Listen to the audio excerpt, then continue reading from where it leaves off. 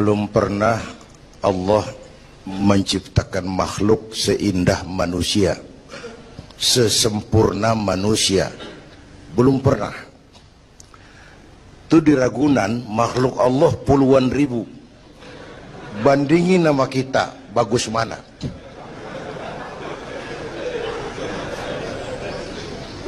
Ada makhluk Tuhan tuh yang disebut malaikat, diciptakan dari cahaya, immaterial, dan karena itu tidak perlu material. Malaikat diberikan akal tapi tidak diberikan nafsu. Kalau malaikat selalu benar, nggak istimewa. Kalau malaikat nggak pernah salah, wajar. Nggak ada yang bikin mereka salah. Material nggak perlu, seksual nggak perlu, sama duit budek, sama perempuan kagak open. Malaikat. Sebaliknya ada makhluk Allah yang namanya binatang, diberikan otak tapi tidak diberikan akal. Mereka hanya diberi nafsu. Sapi kalau dia ngelihat rumput, nggak usah nanya ini rumput halal apa haram, nggak usah. Ayam jago kalau sudah datang syahwatnya, nggak usah nengok ini banyak orang apa enggak, nggak usah. Dan itu wajar binatang. Nah yang ketiga kita manusia, makhluk paling komplek, diberi akal, diberi nafsu.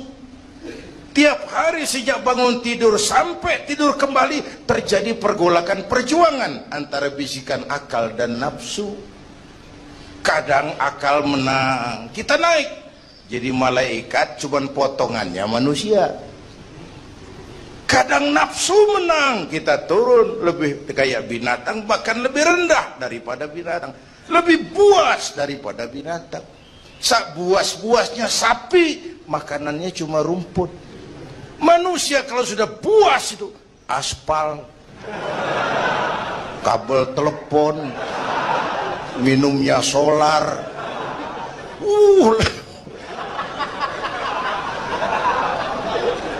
Lebih buas dari binatang sekalipun. Agar akal bisa mengendalikan nafsu, Allah menurunkan agama.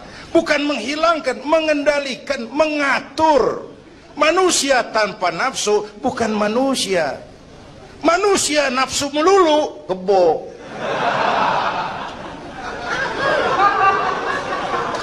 Islam nih, agama nih nggak ngilangin nafsu, ngatur supaya sesuatu pada tempatnya.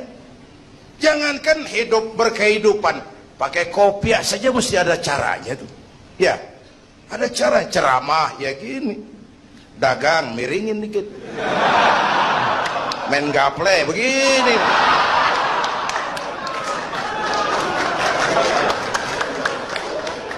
Pakai kopiah aja ada cara aja tuh.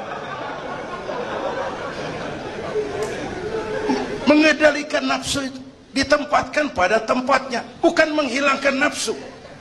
Laki-laki perlu perempuan, perempuan perlu laki-laki, itu nafsu.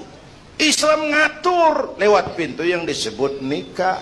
Maka dalam Islam jangankan orang biasa, kiainya boleh kawin. Bener, saya kalau kiai nggak boleh kawin saya pilih mundur. Berat rontok rambut.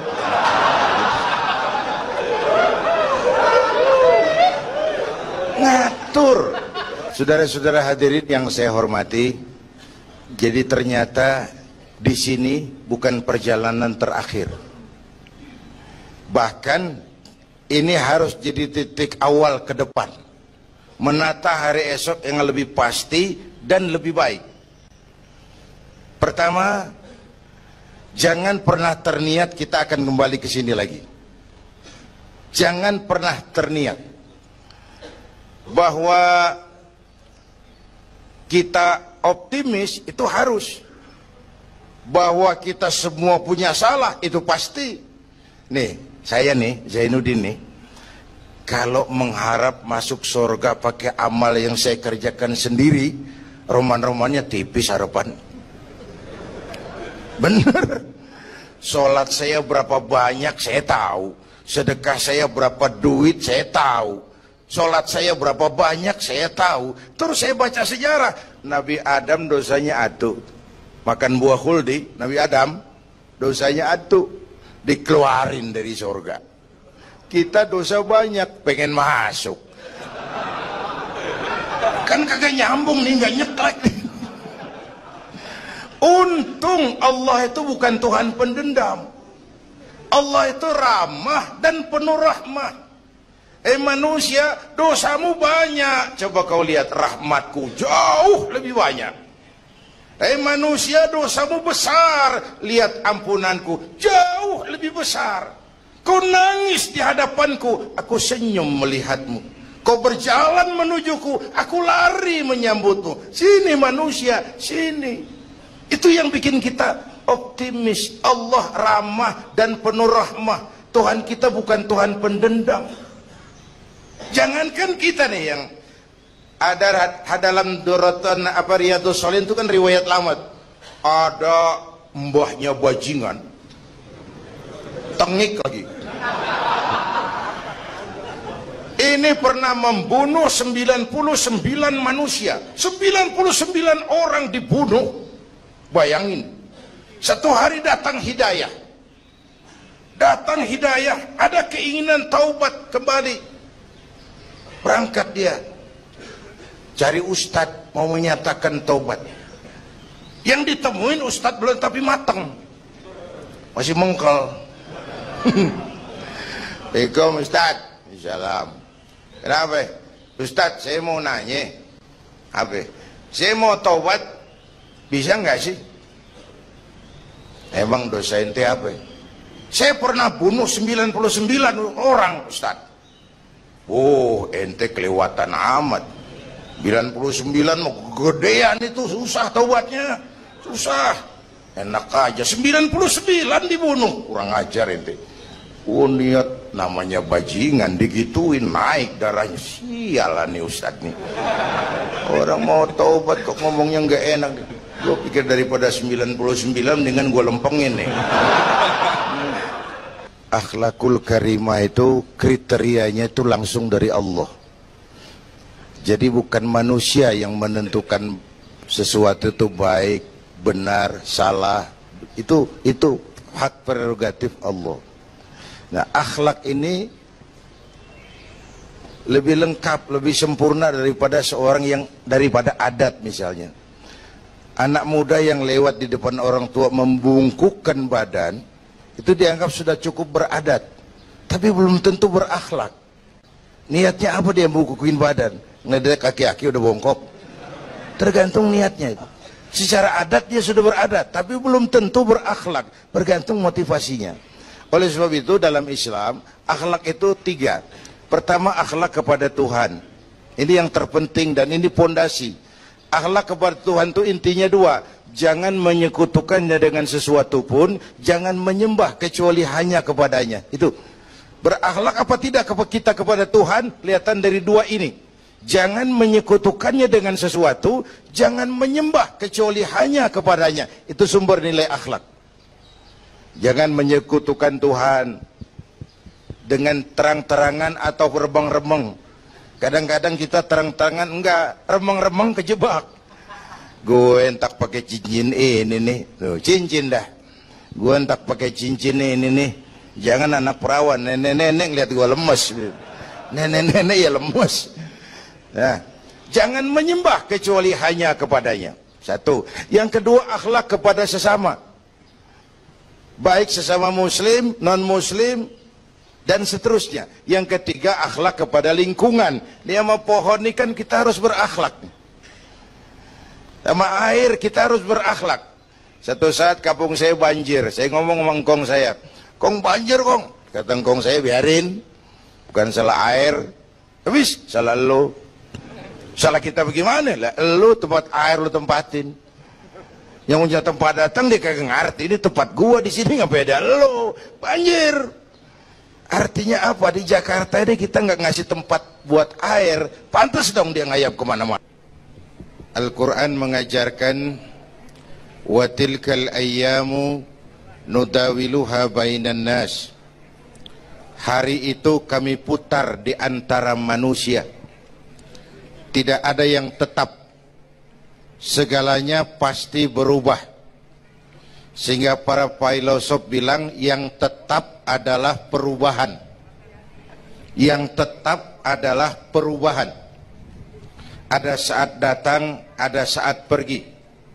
Ada hari dilantik, ada saat menyerahkan jabatan. Ada saat berdiri, ada waktunya duduk. Semua datang dan pergi silih berganti. Dalam proses perubahan itu sering terjadi pergeseran nilai. Ya Bu? Apaan? Serius banget. Emang kudu serius. Dalam perubahan itu sering terjadi yang disebut pergeseran nilai. Sebab apa? Sebab Al-Quran sudah memberikan indikasi. Kalla innal insana la yatgha ar-ra'ahu istaghna. Manusia sering lupa diri apabila melihat dia berada dalam posisi yang mapan. Baik kemapanan itu karena kemampuan intelektual, karena kekuatan materi, atau karena faktor kekuasaan. Dikala itu orang sering lentur dan luntur, mengalami proses degradasi. Banyak orang tadinya dengan lantang teriak berantas korupsi, ganyang korupsi, cuma karena belum dapat kesempatan.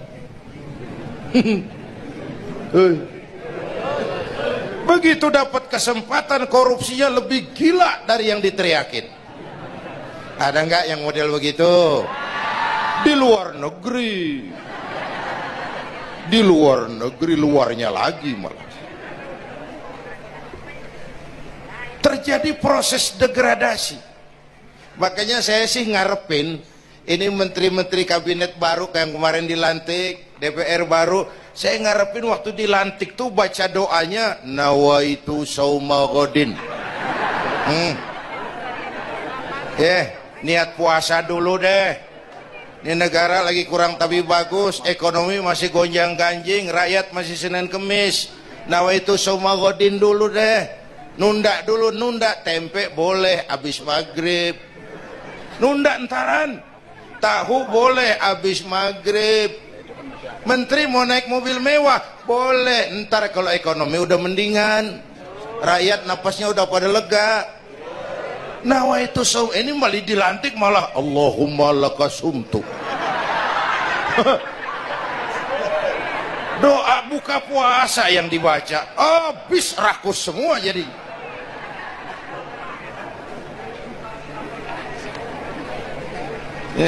Dengerin ngikutin senturi ya.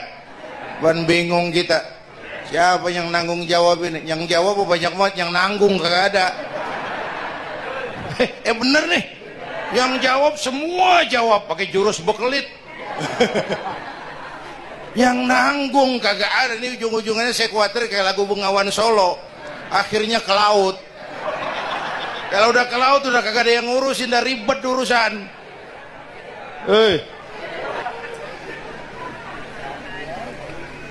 Kita ini sekarang banyak yang merasa pinter tapi tidak pinter merasa. Akibat era informasi kita banyak tahu tapi nggak tahu banyak. Coba dong, siapa aja ngomong apa aja diomongin, begitu dia dalemin, gue juga katanya. Banyak tahu tapi nggak tahu banyak. Merasa pinter tapi nggak pinter merasa. Orang tuh kalau merasa pinter yang timbul keangkuhan. Tapi kalau pinter merasa yang timbul kebijakan. Ayolah, nah itu sama godin sebentar kok, nunggu maghrib deh. Kalau ekonomi udah beres, rakyat hidupnya udah rada mapan, itu menteri mau pakai mobil buahnya mewah, masa bodo amat. Ya, dong menteri-menteri di Inggris harga mobil dinasnya 200 jutaan. Padahal Inggris yang bikin Rolls Royce, Inggris bikin mobil Bentley, Inggris bikin mobil Aston Martin. Aston Martin itu merek parfum apa mobil pakai? Merek parfum apa mobil? Merek mobil bang. Itu Aston Martin yang dipakai James Bond itu. Oh iya. Punya pakai? Gue juga katanya.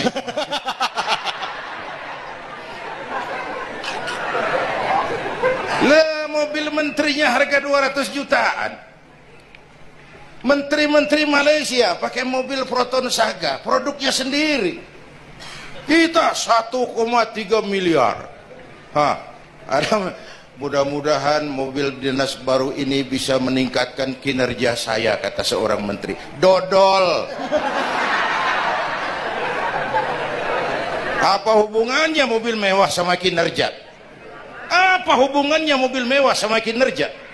Kalau memang mental bajai, biar naik Mercy juga selandang-selandang nggak karu-karuan. Mental. Dan ini saya mau bicara, kita perlu stabilitas temperatur batin atas terjadinya perubahan yang membawa pergeseran nilai. Kita harus kayak ikan di laut. Ibu tahu ikan di laut? Tahu? Itu katanya ikan di laut udah Kristen semua. Sebab yang paling gedenya paus.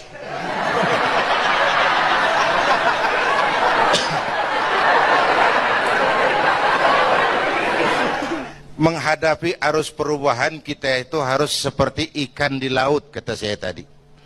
Ikan di laut biar 3 tahun berendam di air asin, nggak ikut jadi asin tuh. Ya. Kenapa? Karena dia hidup. Ikan yang hidup 3 tahun berendam di air asin nggak ikut asin. Tapi begitu dia mati, ikan mati mah bagaimana keadaan? Digaremin asin, diasemin asin. Ikan mati. Orang yang jauh dari agama, jiwanya mati. Kalau jiwanya mati, gampang diasem garemin lingkungan. Dekat sama ustadz, kalem kayak ustadz. Dekat sama tukang mabok, teler aja lagi. Gue sih bagaimana yang nyamper aja gue mah. Gampang diasem garemin lingkungan. Tapi orang yang jiwanya hidup, silakan buka tempat pelacuran di samping rumah saya, pantang saya ikut. Silakan buka tempat judi di depan rumah saya, nggak bakalan saya ikut. Silakan buka minuman keras di belakang rumah saya, nggak bakalan saya ikut. Jiwanya hidup.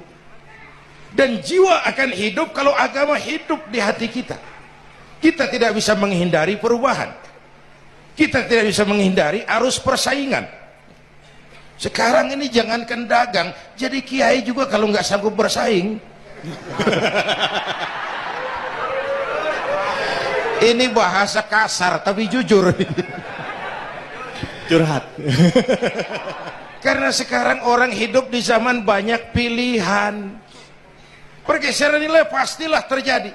Dulu tahun 60-an Betawi ini sebelum listrik masuk desa, asal sore habis maghrib kita jalan masuk kampung, berasa banyak Islam tuh. Berumah sono anak muda lagi pada baca Yasin, belah sono yang sono lagi latihan barzanji, lo sono ibu-ibu mengempet ngapalin sifat 20. Dulu tuh masih rumah gelap, belum ada listrik. Ya, anak muda lagi belajar huruf Al-Quran, alif dasar alif bawah alif dapan u a e u mim da sema ta dalapan ta lam dapan lu mata lu. Berasa.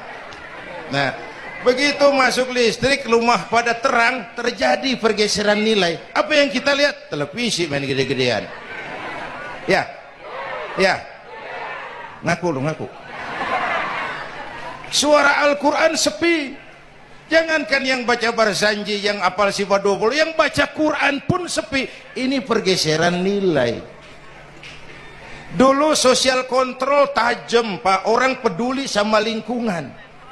Dulu, sekarang lu gue. Ya, ya.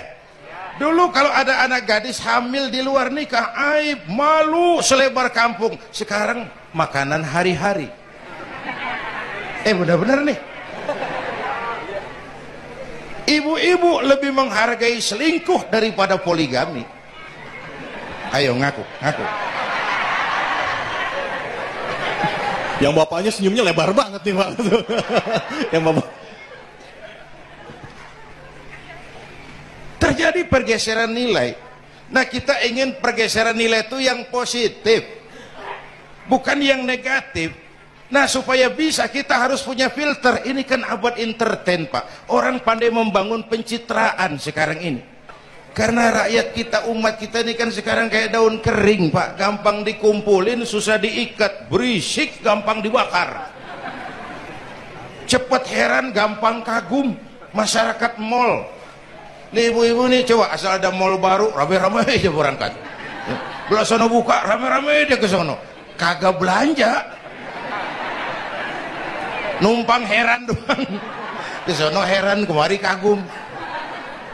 Ini dimanfaatkan oleh ahli entertain, pandai membungkus, membangun opini, membangun pencitraan. Maka kita harus punya filter. Menghadapi arus perubahan harus punya stabilitas temperatur batin.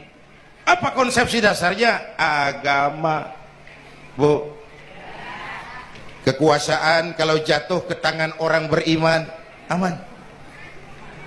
Ilmu kalau jatuh ke tangan orang beriman, manfaat. Harta kalau jatuh ke tangan orang beriman, manfaat. Rahmatan lil. Tapi kekuasaan jatuh di tangan orang yang jauh dari iman, Fir'aun kan dulunya cuman raja, Bang. Cuman kelamaan jadi raja, nggak ada yang nandingin, akhirnya lupa daratan, ngaku jadi Tuhan. Ana rabbukumul a'la, aku Tuhanmu yang paling tinggi, katanya. Ya hadapi oleh Musa. Dulu mah adu sihir, sekarang pan adu konsep. Itu cuman beda versi aja. Dulu adu sihir, sekarang adu visi dan misi. Polanya sama, begitu orang tuh dikenal dari visi dan misinya. Akhirnya Fir'aun mengangkat diri jadi Tuhan, ditenggelamkan di Laut Merah. Begitu udah cengap-cengap napas sampai tenggorokan, baru amantu bi Rabbi Musa wa Harun. Aduh, kalau begini saya juga percaya sama Tuhannya Musa. Udah mau mati. Walaikal maut, gemes banget, dikedukin lumpur, dijubulin, mampus loh. Kemarin kemana udah gini hari baru beriman. Kekayaan kalau jatuh di tangan orang yang jauh dari iman, yang muncul korun, lupa diri, lupa daratan, masuk dalam kategori kalla innal insana la yatgha ar-ra'ahus tagna. Maka dalam pada itu kita bersyukur Majelis Ulama memberikan fatwa yang berkenaan dengan perubahan-perubahan yang terjadi di tengah-tengah kita, supaya kita ini punya pagar, supaya kita punya benteng ada yang kita pegang. Dan yang memberikan fatwa juga Majelis Ulama, bukan seorang tuh, majelis. Lalu terdiri dari berbagai macam proses pertimbangan. Nggak sembari ngelamun di bawah pohon jambu tuh nyusun fatwa tuh. Saya perlu sampaikan ini sebab orang kan harus hati-hati. Memang ada hadis, barang siapa yang berijtihad lalu ijtihadnya benar, dapat 2 pahala. Kalau ijtihadnya salah, dia dapat 1 pahala. Manijtahada, man di sini bukan lil itlaq, bukan siapa saja. Barang siapa lalu siapa saja, nggak beres urusan. Barang siapa yang memenuhi persyaratan untuk berijtihad, lalu dia berijtihad, itu yang kalau salah dapat 2, kalau salah dapat 1, kalau benar dapat 2. Jadi manijtama'a fihi syurutul ijtihad, bukan man lil itlaq, lalu siapa saja boleh berijtihad, lalu lahir fatwa yang aneh-aneh. Tetapi sungguh pun demikian, fatwa Majelis Ulama itu tidak bersifat mengikat. Ini yang bijaksananya. Tuh, dalam Al-Quran, Pak, Bu, balik lagi ke ceramah nih. Dalam Al-Quran Allah itu maha bijaksana. Kapan? Coba. Kalau surga disediakan untuk orang yang tidak punya dosa, sepi surga. Ya, nih, ayo jujur nih. Ada nggak yang kagak punya dosa di sini? Nggak ada. Untung Allah bilang apa?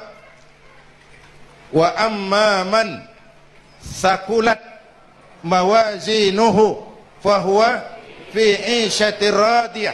Orang yang timbangan kebaikannya lebih berat dari timbangan kesalahannya. Bukan nggak punya salah. Orang yang timbangan kebajikannya lebih berat dari dosanya. Bukan nggak punya dosa. Ya. Tapi lebih berat, kan itu yang kita harapin. Ada dosa, ada salah, iya, tapi timbangan kebaikan lebih berat daripada timbangan kesalahan.